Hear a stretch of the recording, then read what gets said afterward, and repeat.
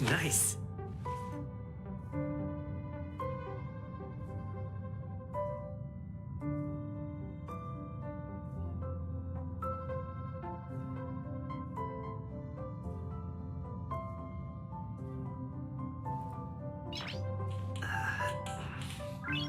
Nice.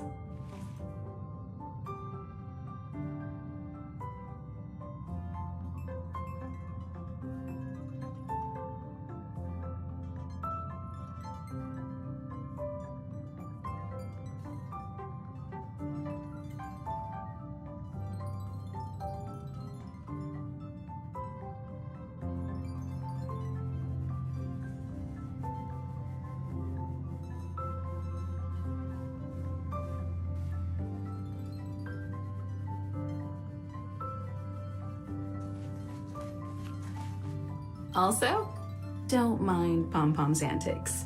They're actually pretty interested in you. It's just that we haven't had new passengers on the Express for a long while. All right, I won't steal Pom-Pom's thunder. If you have any questions, just go ask our conductor.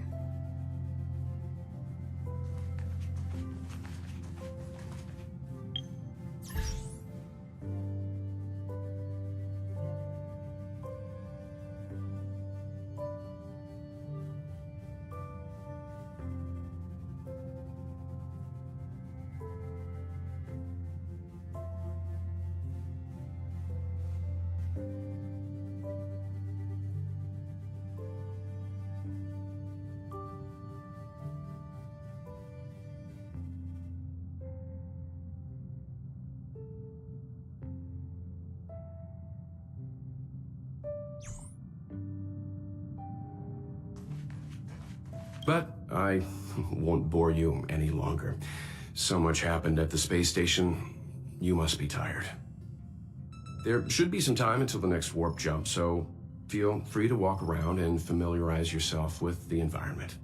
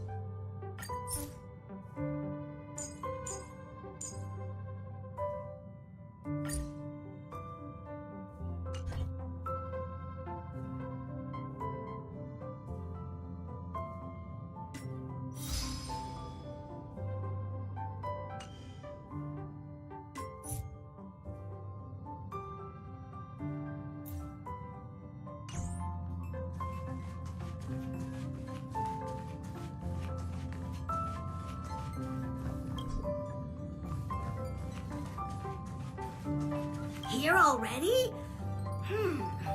I was just engaging in pleasantries. How can I help?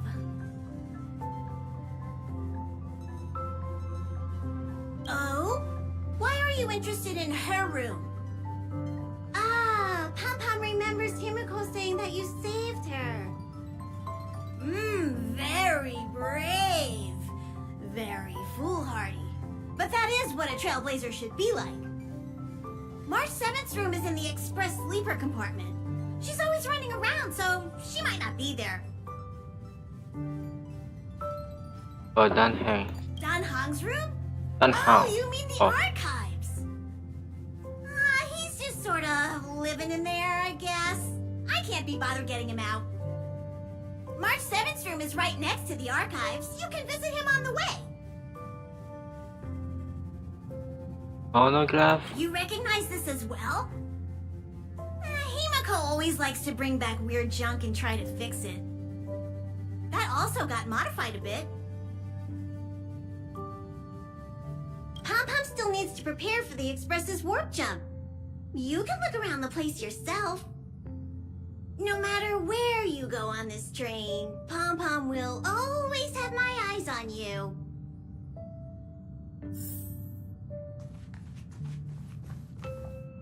Himiko likes using the phonograph a lot.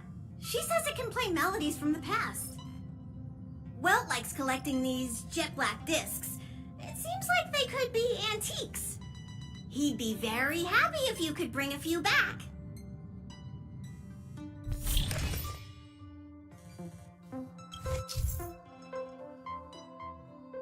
Padaku. Oh.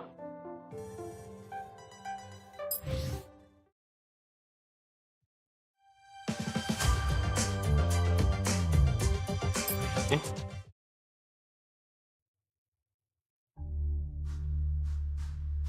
Oh.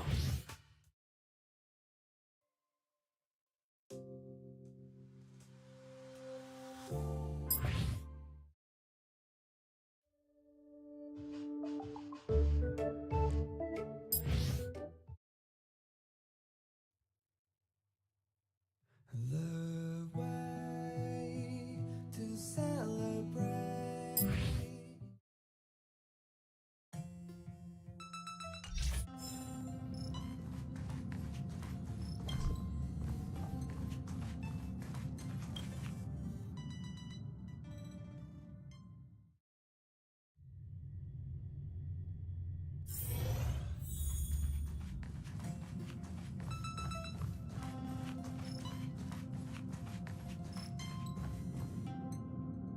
There seems to be the sound of electronic equipment. Who's there?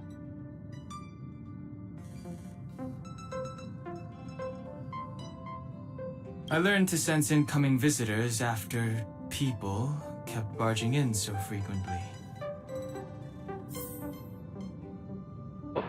Apa?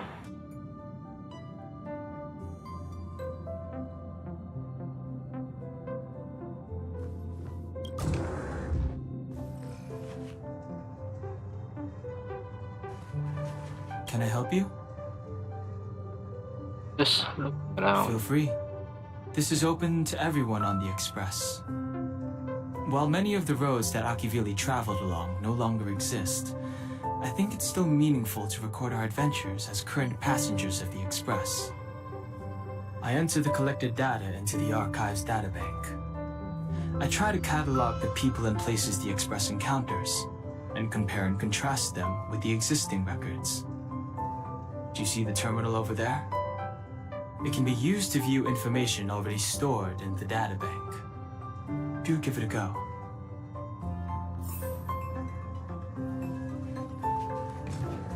I'll be entering any new information we encounter on future journeys, so drop by any time to check it out.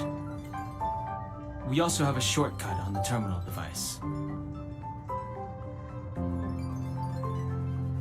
You can You know, I'm not a... I have matters to attend to. Feel free.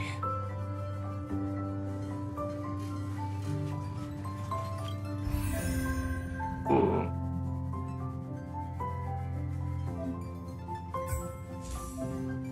Ah, Wikipedia.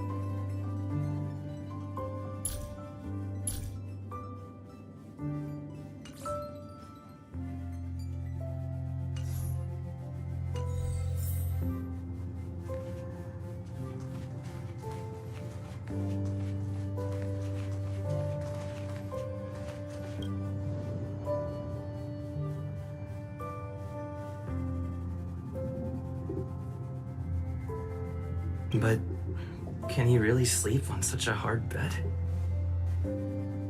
A hard bed is good for your spine. A bed that's too soft will end up hurting you.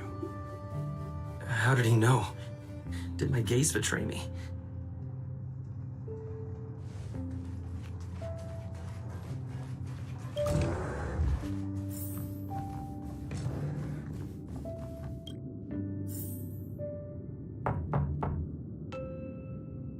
The door is unlocked. Should I go in?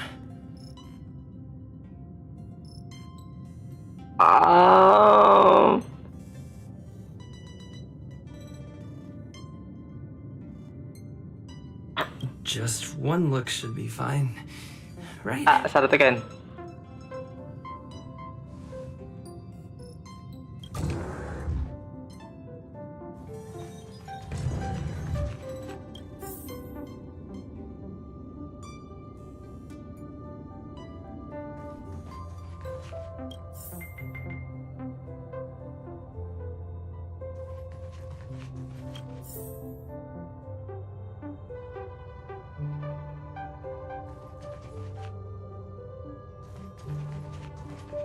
Make a choice I won't regret. Reach the future. So much has happened in such a short time.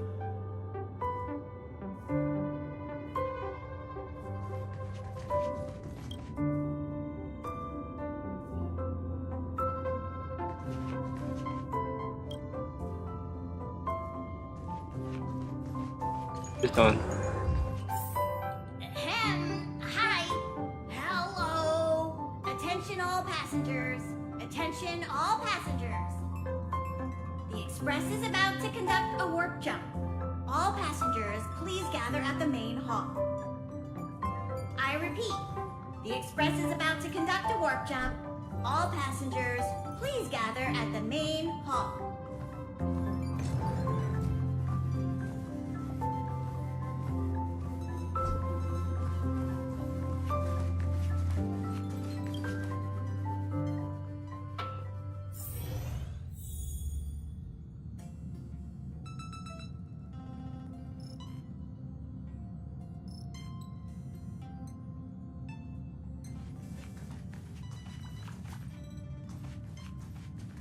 There you are! Wait, this is your first trip, so that should be double the excitement, right? That's the spirit. I was excited the first time I experienced a warp jump too, but I'm used to it now. Don't worry, you'll get used to it too, and before you know it, you'll be a mature and dependable passenger just like me. The first step is to grab a hold of the root cause of your anxiety. Well, it is a little abstract, but basically you just need to pinpoint what's bothering you. The second step is to focus all your anxiety on that point. This is science! Don't get distracted.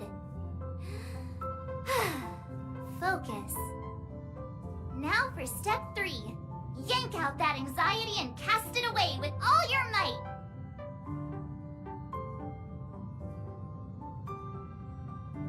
That doesn't mean it won't work. The best method for relieving anxiety is the one that works, right?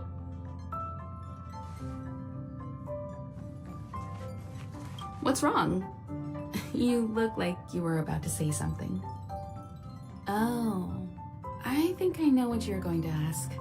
You've come to the right person. Ooh, you want to know more about the Express? I'm glad. After all, it's an important companion of ours.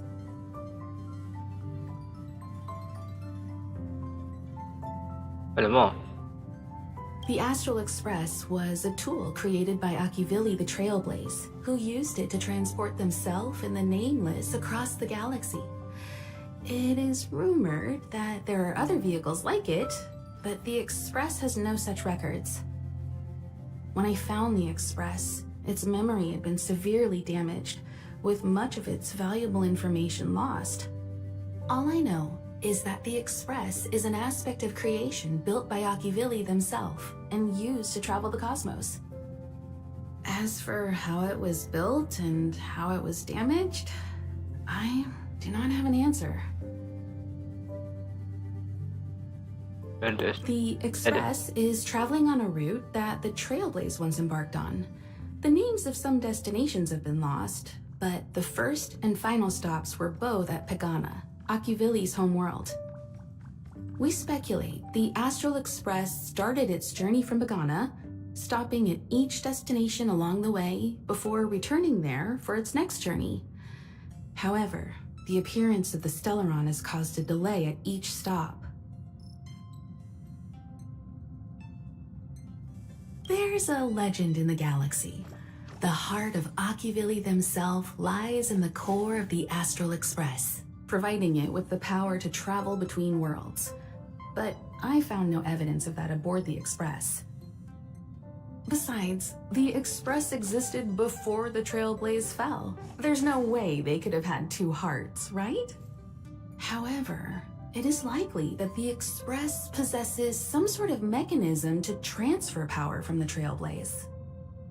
It wouldn't be possible with a normal Path Strider. Okay. The fallen Eon, deceased Trailblaze. Their passing is still a mystery, but of all the known Eons, Akivili was the closest to mankind. In the databank aboard the Express, it is recorded that they walked among the mortals, adventuring, fighting, and celebrating with them. Although they were an Eon restrained by the Prima Mobile, Akivili enjoyed a freedom Prima Mobile. similar to us mortals. They were different from most, but their passing came so suddenly that it was thought they were killed by another Eon. I don't believe that to be the case.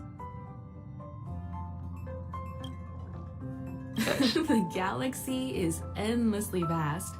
I wouldn't know where to begin, especially when you ask me like that so suddenly. I've been to many different worlds, yet I still know very little about the galaxy, simply because it's too vast. As for its nature, there are a few theories that I can share with you. The most popular is probably the Cosmos Tree theory, proposed by Xandar, emanator of erudition and the first member of the Genius Society. He compared the galaxy to an enormous imaginary tree, with its leaves being individual universes. Therefore, only Eons who draw their energy from the imaginary and emanators who are blessed by Eons can travel through the spaces filled with imaginary energy. That's why planets where civilizations exist are so similar. However, the theory has its flaws. Elias Salas, the 56th member of the Genius Society, invented remote detection, disproving that the imaginary is unique. This shook the foundation of the Cosmos Tree theory. There are other theories as well. The stretching theory, the heat torch theory, and the parallel imaging theory. The Riddlers claim the galaxy is just a dream, and IX's followers seem to like that claim. Eons are the most mysterious beings in the galaxy. All we know is that they ascended from the form of intelligent beings. As for the how and why, even the geniuses over at the Genius Society haven't the slightest clue. Upon ascending to Eonhood, that being gains power over the paths, free to choose the allocation of imaginary energy however they wish, while suffering the restrictions of the Primum Mobile. The Eon of Destruction seeks only to destroy the universe, while the Eon of Erudition wants to find the answer for all that exists. Meanwhile, the Eon of Preservation continues to forge walls, and the Eon of Enigmata devotes itself to obscuring all that is known. A cloud of mystery shrouds the Eons. I heard Madame Herta recruited a team to try and solve the mysteries about them. Compared to the Eons, the factions are much easier to understand. Mortals with the same objective gather together to practice their understanding of Eons and paths. Many Eons are unreachable, but the factions are close to us. After Akivili trailblazed across the galaxy, people became aware of the existence of other worlds. Gradually, more people started trying to use the power of the Eons to travel between worlds. The Interastral Peace Corporation is a good example. They worship Klapoth, the Eon of Preservation, but somehow became the largest economic entity in the galaxy. Another example is the Genius Society. There are no shortages of eccentrics like Madame Herta who dedicate themselves to scientific research under the protection of the erudition. These factions possess the same power as us to voyage between worlds. It would be hard to travel through the galaxy without them. The birth of an eon gives rise to a path. The nature of the paths remains a mystery, leaving us to draw an analogy in a way that mortals can understand. It's a philosophical concept of sorts. A person is considered to be on a path when their will overlaps with that path. If the person has a strong enough will, they can draw power from that path. Those who can do so are called Pathstriders. Pathstriders possess extraordinary power, but are still insignificant compared to the eons, like a drop of water in a vast ocean. Sometimes eons will bestow a mortal with their power, making them an emanator of that eon. I should mention that once a path is open, it cannot be closed, even with the fall of its eon. That is how we are still able to travel across the stars, despite Akivili's passing.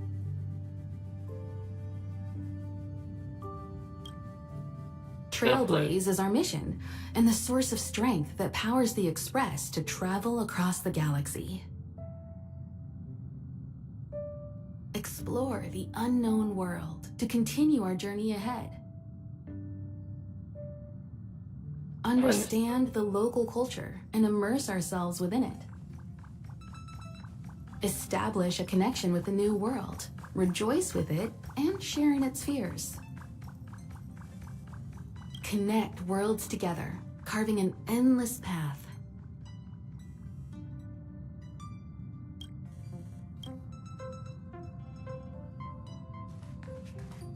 I think that. Oh. Yeah. This is your first time experiencing the warp jump, so a little discomfort is unavoidable. If you're really anxious about it, I can stay here and have a chat with you. Oh. About everyone on the Express? Who would you like to know about? She's the owner of the Express. We joke around calling Pom Pom the conductor, but everyone knows Himiko is the boss. It all started with her encounter with the Astral Express, and they haven't been apart since then. She's extremely passionate, like a burning sun. However, she remains mysterious most of the time. Once in a while, you feel that she's burning herself out, trying to accomplish her dream. Only someone like her is worthy of the Astral Express. I think Himiko's vision of her whole life revolves around a very important dream.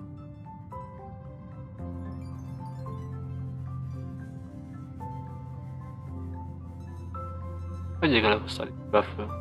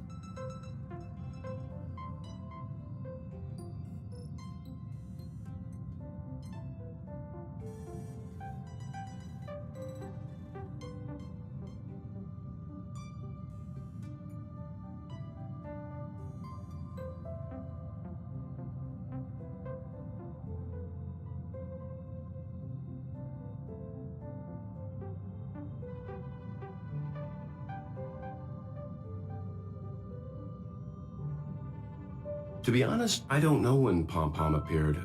I think it was before I came to the Express. Wait, maybe it was after. Pom Pom is like the spirit of the Astral Express. Whenever anyone on the Express needs help, they will appear immediately. It would be ill-advised to underestimate them. Pom Pom is terrifying when they get angry. Yes, it's terrifying. Dan Heng is a lonely child.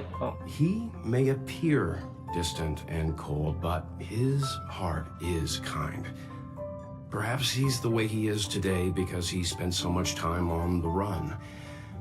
Sometimes he reminds me of myself when I was young. We don't know what he's running from. He once told me that he didn't know either. All he knew was that something was chasing him and that he had to run away. First from the Xianzhou, then the IPC. So he boarded the ship of a troop called the Morning Actors and escaped the IPC. After a while, he made his way to the Express, and he's stayed here longer than anywhere else. Don't worry. No matter who or what wants to hurt Dan Heng, we won't let them. Those who dare attack members of the Astral Express should be prepared to suffer the wrath of me and Himiko. Did Himiko tell you about March 7th? She was trapped in ice, floating through space. We happened upon her and rescued her. It was a unique type of ice known as six-phased ice, a substance that adheres to imaginary law, meaning that external forces cannot change its form. Whoever sealed her inside the six-phased ice, no matter who it is, did so either to protect her or banish her. I believe she had been floating through space for some time. It's impossible to trace the origins of this phenomenon. When it's observed by humans, or should I say, once it begins to affect the physical world, it's already too late to reverse. It's like a sudden storm that appears on a calm ocean. This phenomenon causes the smooth journey through the expanse to be filled with dangers. The mechanism whereby this mutation and corrosion spreads is the stellarons. It promulgated rapidly, like cancer cells, so the Interastral Peace Corporation named it the Cancer of All Worlds. They are the army ruled by the Eon of Destruction, Nanook. I know. As Nanook's followers, they stand against all life and civilization and execute the will of destruction, disseminating chaos and calamity. Their actions cannot be explained by reason, because their only motivation and purpose is to destroy. Fragmentums are a phenomenon of corrosion. The mainstream school of thought is that stellarons catalyzed the appearance of fragmentums. All matter in space that comes into contact with the fragmentum will be turned into fragmentum creations. However, you don't have to feel too burdened. At the very least, the current state of the stellaron in your body is very stable and will not cause distortion to the outside.